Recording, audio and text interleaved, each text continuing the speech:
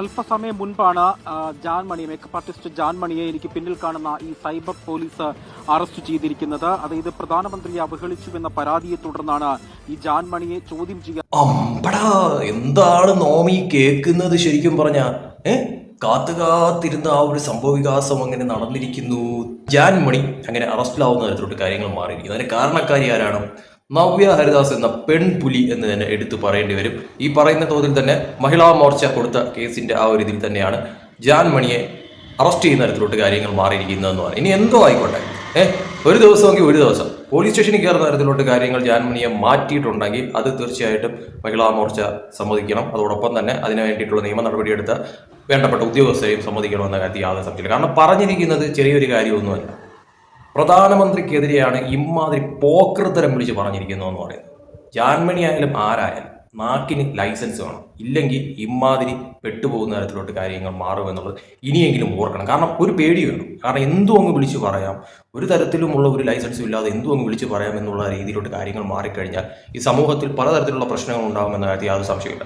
അതിന് തടയിടേണ്ടത് അനിവാര്യമായിട്ടുള്ള കാര്യം തന്നെയായിരുന്നു. അത് തന്നെയാണ് ഇപ്പോൾ ഉണ്ടായിരിക്കുന്നത് എന്ന കാര്യത്തിൽ യാതൊരു സംശയമില്ല. പ്രധാനമന്ത്രിക്കെതിരെ മാത്രമല്ല, പ്രധാനമന്ത്രിയുടെ അമ്മയ്ക്കെതിരെയും കൂടിയാണ് ഈ വ്യക്തി പറഞ്ഞ പല അനാവശ്യ കാര്യങ്ങളെന്ന് പറയുന്നത്. സോ ഇതിനെതിരെ നടപടി എടുത്തില്ലെങ്കിൽ പിന്നെ ഏതിനെതിരെയാണ് ശരിക്കും പറഞ്ഞാൽ നടപടി എടുക്കുന്നത്? കുറച്ച് വൈകിപ്പോയെങ്കിലും ഇങ്ങനൊരു കാര്യം സംഭവിച്ചല്ലോ, അത് തന്നെ ഏറ്റവും വലിയ കാര്യമെന്ന കാര്യത്തിൽ സംശയമില്ല.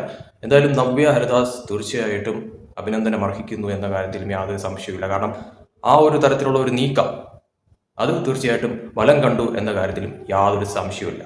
ഇനിയെങ്കിലും ഇതുപോലെ, കാരണം നമുക്ക് വിമർശിക്കാനുള്ള അവകാശമൊക്കെ തന്നെ ഉള്ള ഒരു രാജ്യത്താണ് നമ്മൾ ജീവിക്കുന്നത്. പക്ഷെ ആ ഒരു വിമർശനം അതിര് കടന്നുകൊണ്ട് നാവിന് ലൈസൻസ് ഇല്ലാത്ത രീതിയിൽ എന്തും പച്ചയ്ക്ക് വിളിച്ചു പറയുന്ന തരത്തിലോട്ട്, ആക്ഷേപിക്കുന്ന തരത്തിലോട്ട്, അനാവശ്യമായി കുടുംബത്തെ വലിച്ചിഴിക്കുന്ന തരത്തിലോട്ട് കാര്യങ്ങൾ മാറുക എന്ന് പറയുന്നത് അതൊരിക്കലും അക്സെപ്റ്റ് ചെയ്യാൻ പറ്റാത്ത ഒരു കാര്യമാണ്. അതാണ് ഇവിടെ ജാൻമണി ചെയ്തിരിക്കുന്നത് എന്ന് പറയുന്നത്. അതും കേട്ട് കഴിഞ്ഞാൽ അത്രത്തോളം ഒരു വലിയ തോതിലുള്ള ഇതുണ്ടാക്കുന്ന തരത്തിലുള്ള വാക്കുകളാണ് അവരുടെ വായിൽ നിന്നും പ്രധാനമന്ത്രിക്കെതിരെ വന്നിരിക്കുന്നതെന്ന് പറയുന്നത്. ആ ഒരു സ്ഥാനത്തിന് അതിൻ്റെതായിട്ടുള്ള ഒരു മഹത്വമുണ്ട്. അപ്പോൾ അതുപോലും ബഹുമാനിക്കാതെ ഇമ്മാതിരി ചെറ്റത്തരം വിളിച്ചു പറഞ്ഞ ഇവരെയൊക്കെ തന്നെയും ഒരു തരത്തിലും പ്രൊട്ടക്ട് ചെയ്യേണ്ട ആവശ്യമില്ല എന്നുള്ളത് തന്നെയാണ് യാഥാർത്ഥ്യമായിട്ടുള്ളൊരു കാര്യമെന്ന് പറയുന്നത്. എന്തായാലും ഇതിനെതിരെ നടപടി സ്വീകരിക്കുന്ന തരത്തിലോട്ട് കാര്യങ്ങൾ മാറിയതും ഇവരെ ചോദ്യം ചെയ്യുന്ന തരത്തിലോട്ട് കാര്യങ്ങൾ മാറിയതും എന്തുകൊണ്ടും അത് കറക്റ്റായിട്ടുള്ള ഒരു കാര്യം തന്നെയാണ് എന്ന കാര്യത്തിൽ യാതൊരു സംശയവുമില്ല. എല്ലാത്തിനും ഒരു ലിമിറ്റില്ലേ, എല്ലാത്തിനും ഒരു പരിധിയില്ലേ? പരിധി വിട്ടു പോകുമ്പോഴത്തേക്കും അതിന് തടയിടേണ്ടത് തീർച്ചയായിട്ടും നിയമപരമായിട്ട് തന്നെയാണ് എന്ന കാര്യത്തിൽ യാതൊരു സംശയമില്ല. അതിവിടെ BJP-യുടെ നേതൃത്വത്തിൽ അല്ലെങ്കിൽ മഹിളാ മോർച്ചയുടെ നേതൃത്വത്തിൽ അത് നടന്നു എന്ന് പറയുമ്പോഴത്തേക്കും ഇതൊരു പാഠമാണ് ശരിക്കും പറഞ്ഞാൽ. കാരണം എന്തും വിളിച്ച് പറയാമെന്നുള്ള ആ ഒരു തരത്തിലുള്ള ഒരു ഇതുണ്ടല്ലോ, അതിലൊരു തടയിടൽ അനിവാര്യമായിരുന്നു. അതെന്തായാലും ഇപ്പോൾ ഇവിടെ ഉണ്ടായിരിക്കുന്നു എന്നുള്ളതാണ് വാസ്തവം എന്ന് പറയുന്നത്. കാരണം ഈ അസഭ്യമായിട്ടുള്ള അനാവശ്യമായിട്ടുള്ള വാക്ക് ലൈസൻസ് ഇല്ലാതെ വിളിച്ച് പറയുന്ന തോതിൽ അതൊരിക്കലും അക്സെപ്റ്റബിൾ ആയിട്ടുള്ള ഒരു കാര്യമല്ല.